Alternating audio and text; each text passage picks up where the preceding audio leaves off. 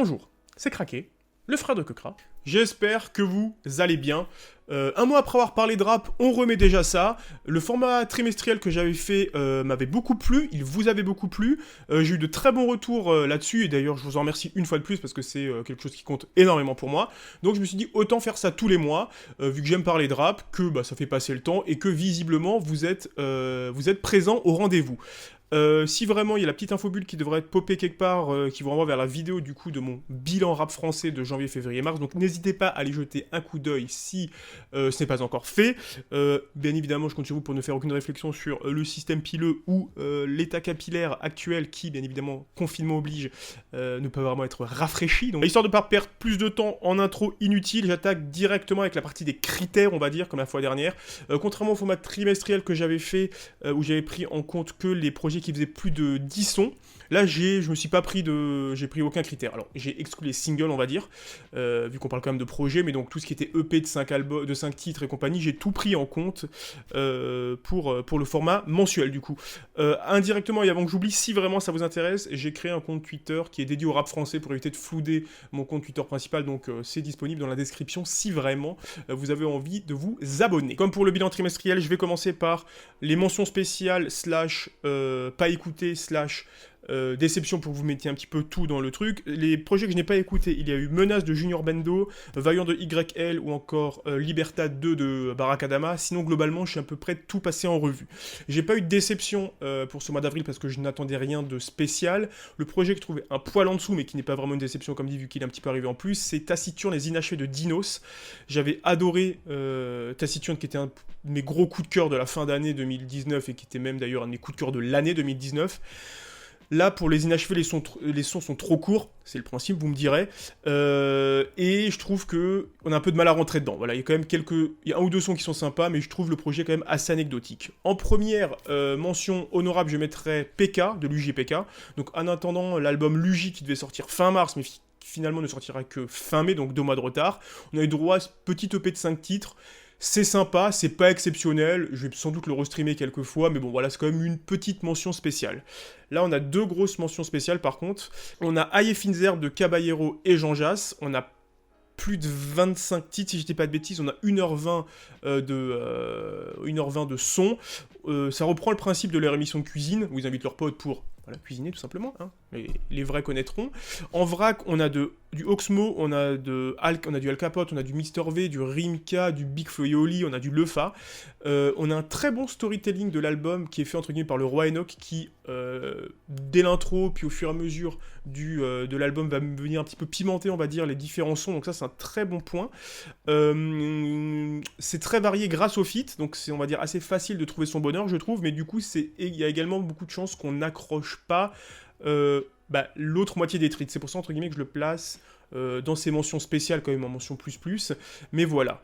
Globalement, pour les sons recommandés, je vous recommande les feats avec Louvrezval, Sheila et Vladimir Cauchemar, voilà, de mémoire, tout simplement. J'attaque avec le deuxième et déjà dernier mention spéciale, donc c'est un album que j'attendais pas mal, qui a failli finir dans le top 3, donc en vrai, qui est un vrai top 4, plus qu'une mention spéciale. C'est l'album État d'Esprit Noir, tout simplement. On a droit à 16 sons, on a pratiquement 1 heure, si je dis pas de bêtises, la moitié des sons sans surprise, c'est des feats, mais à côté de ça, selon moi, ça permet de prouver, on va dire, aux personnes qui étaient encore un peu dubitatives, Esprit Noir, grâce à cet album, il prouve que, on va dire, comme dit pour les plus méchants, ce n'est pas juste un rappeur de refrain, voilà, il sert pas juste à aller en feat sur les projets d'autres rappeurs, il sait rapper, il a une valeur ajoutée, il peut faire des gros sons et des sacrés morceaux tout seul. Donc voilà, bon gros coup de cœur quand même sur État d'Esprit Noir. Au niveau des bons sons en solo, je vais vous conseiller Multiplayer et Sans Regret qui est incroyable, qui est vraiment incroyable, je vous le conseille. Il est un petit peu dur, entre guillemets, surtout la première partie où il parle de sa mère, mais c'est un super morceau. Au niveau des feats, t'as capté bien évidemment avec Alpha One et Sneezy, Badman avec Lefa, et Le Plan, si je dis pas de bêtises, avec Laylo. On attaque sans plus tarder avec le vrai top 3. En numéro 3, un projet qui est sorti il y a un peu plus de 2 semaines, mais auquel je n'ai jeté une oreille qu'en tout début de semaine, il y a quelques jours, quand je faisais le topo, de voir ce que j'avais loupé ou pas sur les projets du mois d'avril, et c'est Virus avant l'album de Leto. Donc ça, c'est vraiment mon gros coup de cœur, on va dire, de ce mois d'avril. Donc c'est un EP, il y a 5 titres, et je trouve qu'il y a vraiment rien à jeter dedans. J'avais pas du tout saigné ces projets Trapstar, absolument loin de là, même quelques sons à droite à gauche. Mais là, pour le coup, j'ai vraiment eu un gros kiff sur cet EP. Et j'attends du coup l'album avec grande impatience. Il n'y a rien acheté, on a droit à des feats avec PLK, avec PLK, pardon, et un avec Nino et Z, et 3 sons solo du coup. Alors c'est en gros un quart d'heure, mais c'est très bien. Ça commence par Drill Papers, qui est une super ouverture de projet. Into, le projet Train de vie avec PLK, sont un peu plus ambiançants, limite dansants, mais du coup tu te mets directement dans un autre mood, décidément. On réenchaîne sur Changer de vie, qui est, on va dire, pas introspectif, mais on va dire un son un peu plus réel, on va dire, avec des messages, entre guillemets, forts, toute proportion gardée, qui est une très bonne transition entre les deux feats, qui était un très bon morceau de milieu de projet. On enchaîne du coup ensuite avec Double Vie en feat, du coup, comme je disais, avec Nino et Z, un sans faute, et ça prouve une fois de plus qu'après les sons, si je dis pas de conneries, Evan Barksdale et Tes parents, bien sûr, la connexion Nino et Leto est très bonne, très bonne, et on finit, on va dire, le projet avec Mec de la rue, qui fait, on va dire, peut-être un peu suite à Changer de vie, qui est du coup le 3e son. Voilà, globalement, on a 5 sons qui s'écoutent en entier. Je vais vous mettre, je sais pas de quel côté ça va pop, mais je vais vous mettre un petit peu mon historique d'écoute, on va dire. J'ai écouté l'album à chaque fois en entier. Voilà, les 5 sont dans la foulée, je n'ai pas sorti un. Alors ça peut s'écouter, je pense que les feats avec PLK et Nino et Z pourront se mettre dans des playlists un peu à droite à gauche, un peu banger, un peu plus ambiancette. Mais voilà, pour moi c'est vraiment un projet qui s'écoute en entier. Et vu qu'il y a 5 sons, on va dire, ça se fait assez rapidement. Voilà, en un quart d'heure, vous avez écouté l'intégralité du projet. Donc n'hésitez surtout pas à y jeter une oreille. Le numéro 2, c'est Architecte de D.A. Uzi, je sais toujours pas comment on dit. Alors j'ai jamais vraiment écouté D.A. Uzi, pareil, un petit peu comme Leto. Mexico, son précédent projet, avait dû tourner un petit peu en fond dans certaines playlists que j'avais pu avoir à droite à gauche. Alors du coup, c'est un album que j'attendais, mais alors pas du tout. Je savais qu'il allait sortir, mais je l'attendais pas du tout. Et comme vous l'aurez compris, j'ai aussi, on va dire, pris une petite claque dans la gueule parce que j'ai trouvé ça très bon. L'album est merveilleusement bien rythmé, je trouve, avec des horizons très différents qui sont exploités, tant en termes des sonorités et donc par extension des prods que des thèmes abordés. J'ai du coup découvert en profondeur que D.A. Uzi avait vraiment une belle plume, qu'il avait un gros flow, et on a pratiquement une vingtaine de titres de mémoire pour 1 heure d'écoute, pour du coup, comme je me répète encore une fois, quelque chose de très varié. Je vous donnerai du coup le même conseil, on va dire, que j'avais avec l'album de Maes, c'est-à-dire que vous soyez fan ou non, prenez le temps d'écouter. Dans le pire des cas, il n'y a que 3-4 sons qui vont vous faire accrocher, mais vraiment prenez le temps d'écouter cet album parce que, comme dit, je ne l'attendais pas et je me suis pris une bonne claque dans la gueule.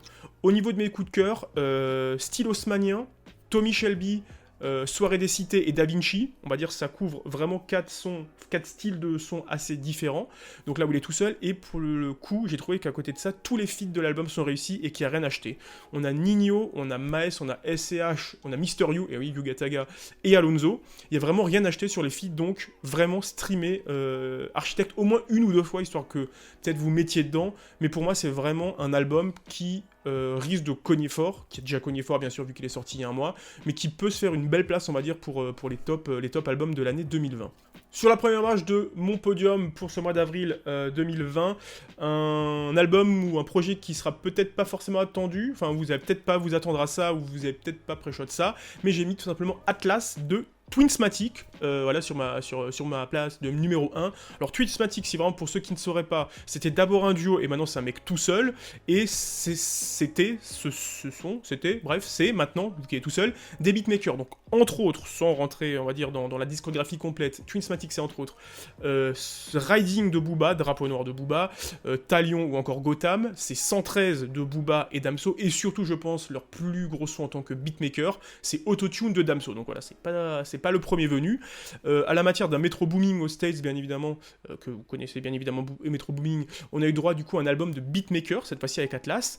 Je vais être totalement sincère avec vous, je ne suis pas du tout l'actualité de Twinsmatic, je ne vais même pas vous cacher qu'à part Sizi globalement, les beatmakers, je ne suis pas ce qu'ils font au quotidien, et de mémoire c'est bien un JDR, un journal du rap, que j'avais appris que l'album sortait. Vu que de base, quand même, j'adore ses prods, j'ai décidé de prêter une oreille à cet album. La grosse force de l'album, et pas des moindres, et type d'album oblige, c'est qu'il est cohérent au niveau des prods et qu'il s'écoute idéalement en entier. Je m'explique. vu que Twinsmatic avait toutes ses prods, on va avoir des transitions de 10-20 secondes à la fin de chaque son qui vont s'enchaîner de façon optimale avec les, on va dire, 5, 10, 15 secondes des sons d'après en fait. Et du coup, vous avez un projet super cohérent. On peut comparer ça à Laylo. Laylo, bien sûr, c'était une cohérence, on va dire, plutôt scénaristique, une cohérence d'écriture. On avait un périple, on avait une histoire de A à Z. Là, c'est vraiment une cohérence musicale. Voilà, c'est comme si vous aviez un track énorme de 45 minutes, je ne sais plus combien dure exactement l'album, mais découpé en plusieurs chapitres, donc ça c'est déjà une première force de l'album. L'album en tant que beatmaking, que construction musicale est pour moi plus que réussi. Bien évidemment du coup il va pas sortir un simple album instrumental, même si par exemple elles sont en disponibles sur la version deluxe de l'album, et qu'il faut donc des rappeurs. J'arrive du coup à mon deuxième point fort pour moi, c'est le casting. Entre autres, Ashkid, Dinos, SCH, Mr. B, 13 blocs, Dossé ou encore Ico. On a 13 titres en tout avec des instrus qui sont très très lourds, très complètes. Bien évidemment, vu que c'est un album de beatmaker, j'ai mis entre guillemets, on va dire l'accent là-dessus. Je me suis encore plus focalisé sur les instrus, surtout qu'après elles ont été disponibles en instru seul, donc c'est encore plus facile entre guillemets de les analyser, vraiment de s'imprégner, on va dire que globalement sur les paroles du projet, donc c'est vraiment pour ça qu'il est, on va dire, à cette première place de classement, parce que c'est une réussite absolue de A à Z. Au niveau de mes coups de cœur, l'enchaînement du début, c'est I Belong to You, Ice et 7 O'Clock, qui sont respectivement avec Marge, Ashkid et Dinos, et surtout, il y a Gros Lot avec 13 blocs et Kobalade, qui pour moi a été un énorme banger, alors que de base je suis ni fan de 13 blocs ni de Koba, enfin pas plus que ça. Et ce son, genre, il m'ambiance, il me met dans un mood qui est absolument incroyable. Donc voilà, rien de plus à ajouter. Écoutez-le, vraiment écoutez-le, donnez une chance à cet album, au moins une fois, écoutez Atlas de Twinsmatic. Pour finir, j'avais envie d'instaurer un nouveau rendez-vous, vu que je pense sans doute faire ce récap rap français tous les mois, si bien évidemment cela vous plaît. C'est les 10 sons que j'ai le plus écoutés sur le mois qui vient de s'écouler, histoire de faire un petit peu, on va dire, la balance entre les sons qui viennent de sortir, les sons un peu plus vieux, les sons encore plus vieux, histoire de voir si vraiment il y a des projets qui ont passionné ce mois-ci, ou si je préfère me reposer, on va dire, sur mes acquis. Donc sans plus tarder, ça pop normalement ici. Vous pouvez voir qu'en top 1, c'est le fameux son Gros Lot dont je viens de vous parler il y a quelques instants, de Twinsmatic 13 blocs et Koba avec pratiquement 50 écoutes. Into 7 O'Clock qui est sur le même album avec Dinos. Ensuite, on a des trucs un tout petit peu plus vieux, on va dire. On a Vamonos, Logiciel Triste et Trinityville qui sont sur l'album de Laylo. Du coup, entre-temps, il y a Chanson d'amour de Nekfeu qui vient se caler. Donc là, c'est un son qui date de l'année dernière. Puis on enchaîne en 7ème place avec Étincelle de Sneezy, Nekfeu, Alpha One et Esprit Noir. Ensuite, on a de nouveau deux sons qui sont sur des projets d'avril 2020 avec Stylosmania et FLP sur l'album de Dausi. Et finalement, en top 10, on a À l'unisson, encore des étoiles vagabondes de Nekfeu. Donc voilà, globalement, les top sons, mon top 2, c'est des sons qui sont sortis au mois d'avril, mais on va dire que le top 10 est quand même à une toute petite majorité composé de sons antérieurs au mois d'avril 2020. Du coup, on arrive déjà à la fin de cette courte vidéo, voilà, qui va quand même faire un quart d'heure, je le sens, vu qu'il y avait quand même beaucoup moins de projets à analyser que pour un format trimestriel et que je m'étais cantonné à un top 3. Une fois de plus, comme la fois dernière, je vous mets tous les sons des différents projets que je vous ai recommandés dans la description.